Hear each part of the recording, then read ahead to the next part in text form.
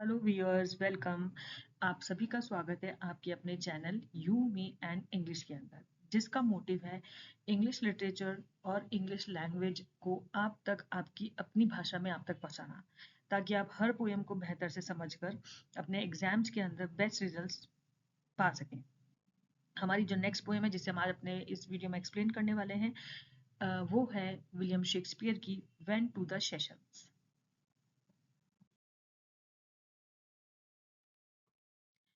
जैसा कि मैंने आपको पहले भी बताया था, किसी भी पोएम को समझने के लिए उसके ऑथर के बारे में इंट्रो जानना बहुत ज़रूरी होता है।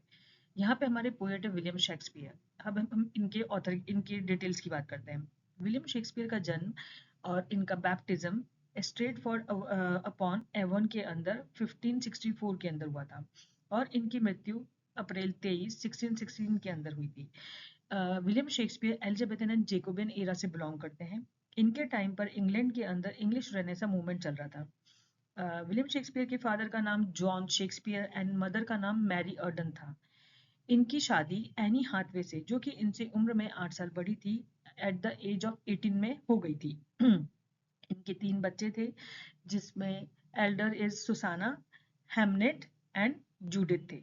और जो हेमनेट है वो बहुत ही अपनी यंग एज के अंदर उसकी मृत्यु हो गई थी। मिल्टन ने कभी भी कोई यूनिवर्सिटी अटेंड नहीं करी, लेकिन फिर भी इनकी जो काव्यात्मक शैली पे जो कमांड थी वह बहुत ही इम्प्रेसिव थी।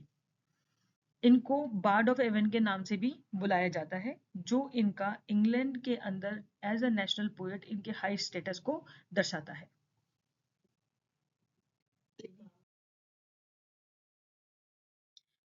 विलियम शेक्सपियर के बारे में ही हम जब आगे बात करते हैं उनके करियर की, तो ये एक एज अ एक्टर और फाउंडिंग मेंबर थे the Lord Chamberlain meant acting company की। और चूंकि फाउंडर मेंबर थे, तो इन्होंने ही आगे चलकर ग्लोब थिएटर को भी ओपन किया, जिसका ग्लोबल इम्पैक्ट इनके वर्क जो इन्होंने परफॉर्म किए, मोर देन 37 प्ले राइट इन्होंने लिखे, जो ज़्यादातर लगभग हर मेजर लैंग्वेज के अंदर ट्रांसलेट किए गए। इनकी जो भाषा है, जो इन्होंने अपने प्ले के लिए, अपने वर्क के लिए भाषा रखी, वो अर्ली मॉडर्न इंग्लिश थी।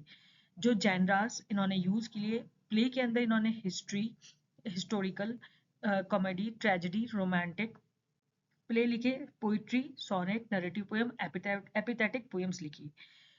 इनके लिए एक विशेष बात मानी जाती है कि इन्होंने 100 of वर्ड्स और फ्रेजेस जो है वो इंग्लिश भाषा के अंदर नए स्थापित किए, जैसे कि eyeball, break the ice and all the that glitter is not gold.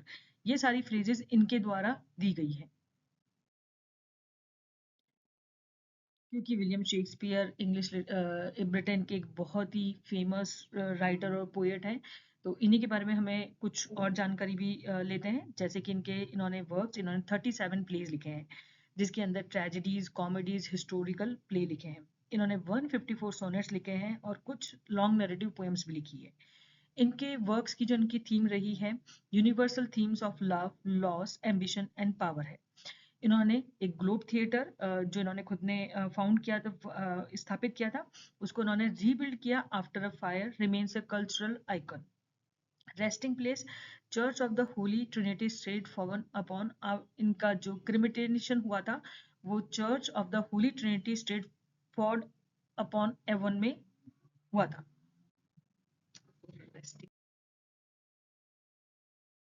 जैसे कि जैसा कि विलियम शेक्सपियर एक बहुत ही फेमस राइटर है, इन्होंने बहुत ही मल्टीपल वर्क्स लिखे हैं। इनके वर्क्स को बेसिकली 4 कैटेगरीज में हमने डिवाइड किया है: comedy, history, tragedy and poetry. ज़्यादातर इन्होंने प्ले लिखे हैं, तो इनकी जो प्ले कॉमेडी प्ले हैं वो कॉमेडी की लिस्ट में आएंगे। जो हिस्टोरिकल प्ले जो उन्होंने उस समय की हिस्ट्री बेस्ड लिखे हैं वो हिस्ट्री की कैटेगरी में आएंगे।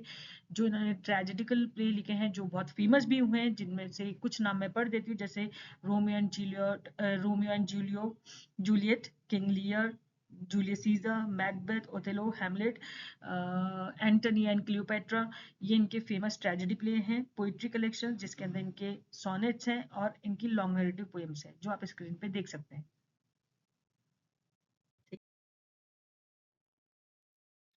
जैसा कि मैं अपने हर वीडियो के अंदर आपको बताती हूँ कि किसी भी पोएम को समझने के लिए उस पोएम के बारे में हमें प्री टेक्स्ट पता होना बहुत ज़रूरी है।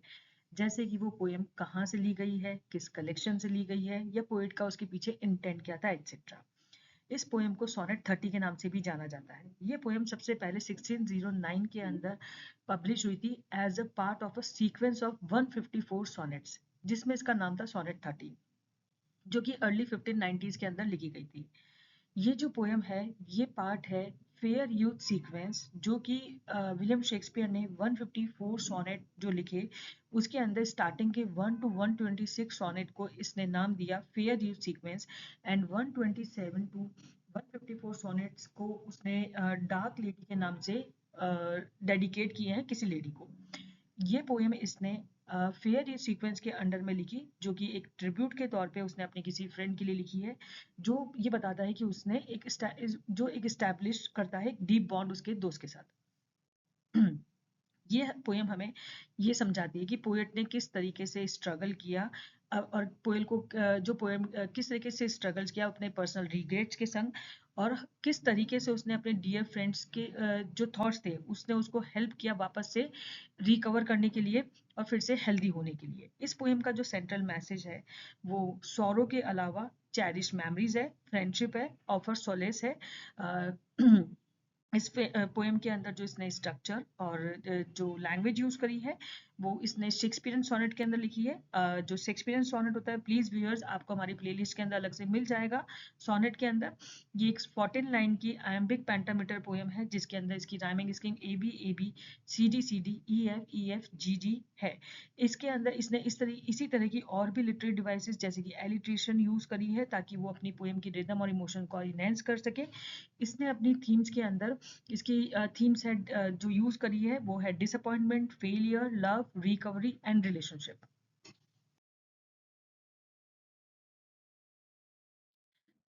पोएम का टेक्स्ट आपकी स्क्रीन पे शो हो रहा है। आप चाहे तो इसे अपनी बुक में भी खोल सकते हैं, अपनी स्क्रीन पे भी देख सकते हैं, या आप उसे पहले से पेन डाउन करके भी रख सकते हैं। डियर व्यूअर्स, मैं अपने हर वीडियो के अंदर कहती हूँ, मैं यहाँ पर भी कह रही हूँ, किसी भी इंग्लिश वर्ड को समझने के लिए हमें उसके डिफिकल्ट वर्ड से या उसकी लैंग्वेज से फैमिलियर होना बहुत ज़रूरी है। कई बार कुछ ऐसे वर्ड्स होते हैं जिनका हमें मीनिंग नहीं पता होता है, तो प्लीज़ आप कुछ वर्ड्स हमने निकाल के रखे हैं, और इसके अलावा भी कुछ वर्ड्स हैं जिनका मीनिंग आपको नहीं पता है, तो प्लीज़ आप उनके पहले से पेन डाउन करके रखें। अब हम पोएम को लाइन टू लाइन एक्सप्लेनेशन के साथ पढ़ेंगे।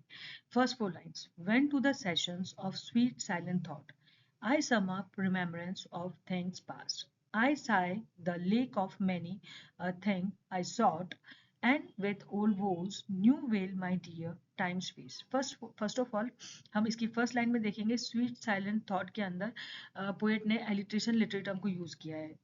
लिटरेरी टर्म्स को हमने सेपरेटली हमारी प्लेलिस्ट के अंदर एक्सप्लेन किया है, आप प्लीज वहां जाके चेक कर सकते हैं। When I quietly reflected on the past, जब पोएट बात करता है कि वो जब शांति से बैठकर अपने पास की तरफ देखता है, द पोएट फील करता है बहुत disappointment, that I didn't get what I want, जो भी वो अपने जीवन में चाहता था वो नहीं पा सका। All sorrows resurface and I lament how I wasted my precious time. उसके जितने भी पुराने जो सॉरोज हैं, जो पुराने लैकिंग्स हैं, वो वापस रीसरफेस हो जाते हैं, और उसको इस चीज़ का बहुत दुख है, या वो बहुत दुख मनाता है कि उसने अपनी लाइफ का कितना प्रीशियस टाइम जो है वो ऐसे ही वेस्ट कर दिया है।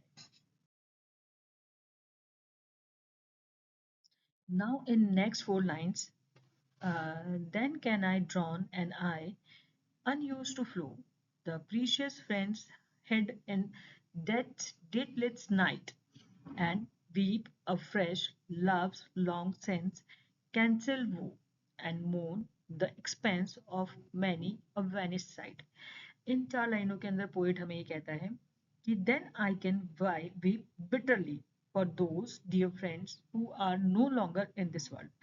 जैसे कि उसने अपने पहले फेयर यूथ सीक्वेंस में भी मेंशन किया है कि उसने किसी फ्रेंड के लॉस की उसको बहुत दुख है, तो यहाँ पे वो फिर मैंने मेंशन कर रहा है कि ये बहुत बिटरली वीप कर सकता है उन सभी डियर फ्रेंड्स के लिए जो कि अब इस दुनिया में नहीं है। इवन दो आई रेयरली क्राई, हालांकि पोएट ये कह रहा है कि बहुत कम ही ऐसा होता है जब पोएट रोता है। I can weep again for lost love, जो भी इसके नियर डियर वंस हैं या जिनसे बहुत प्यार करता है जो कि अब नहीं रहे हैं, इनके लिए फिर भी लेकिन फिर से रो सकता है। I can lament the things, ये उन सभी चीज़ों के लिए फिर से लैमेंट कर सकता है दैट हैव बिन रूइंड, जो पहले ही खत्म हो चुकी है, जो पहले ही बर्बाद हो चुकी है। Now in next four lines, then can I grieve at grievances forgone, and heavily from woe to woe tell over the said account of four bemoan moan, which I knew pay as if not paid before.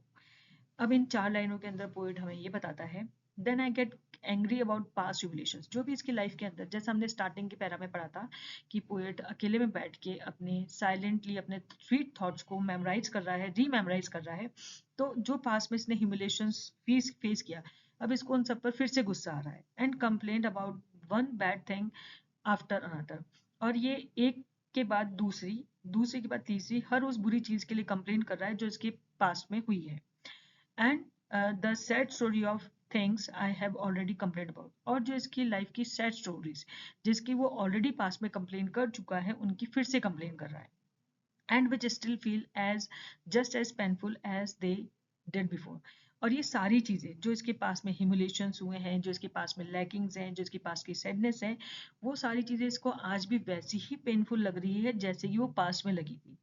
Here the poet wants to say, ये सारी चीजें वो पास में face कर चुका है, feel कर चुका है, लेकिन ये सारी चीजों को आज ये उतना ही दुख फील कर रहा है नए तरीके से, जैसा इसने पास्ट में फर्स्ट टाइम होने पर फील किया था। Now in last two lines which is our heroic couplet, जो कि हमारा हर सोनेट के अंदर लास्ट की टू जो लाइंस होती है वो हीरोइक कपलेट होती है। उसके अंदर पोएट ने कहा है, but if the while I think on thee dear friend, all losses are restored and sorrows end. यहाँ पे पोएट ये कह रहा है, लेकिन जब मैं अपने जैसे पोएट ने अपने स्टार्टिंग के फर्स्ट पैराग्राफ में कहा था कि वो जब अकेले में अपने शांत में बैठ के अपने विचारों को, अपनी पुरानी मेमोरीज के बारे में सोचता है, तो वो बहुत ही ज्यादा सैड फील करता है। Now the poet is saying कि जब वो अपने पुराने शांत अपने विचारों को शांत करता है और वो अपने डियर फ्रेंड के बारे में सोचता है, तो कहता है कि उसको लगता है कि जो कुछ भी उसने लाइफ में लॉस्ट किया है अभी तक, वो सब कुछ रीस्टोर हो गया है, और ऑल जो उसके लाइफ के सॉरोज थे वो डिसअपियर हो गए हैं। It means the poet is saying कि उसके पोएट की जो फ्रेंड की स्वीट मेमोरीज के अंदर के बारे में जब वो सोचता है, तो उसको अपने सारे लाइफ के दुख जो हैं, या जो उसके लाइफ के जो सारे लॉस्ट है, वो उसको सारे डिसअपियर होते हुए नजर आते हैं। Thank you so much for watching our video.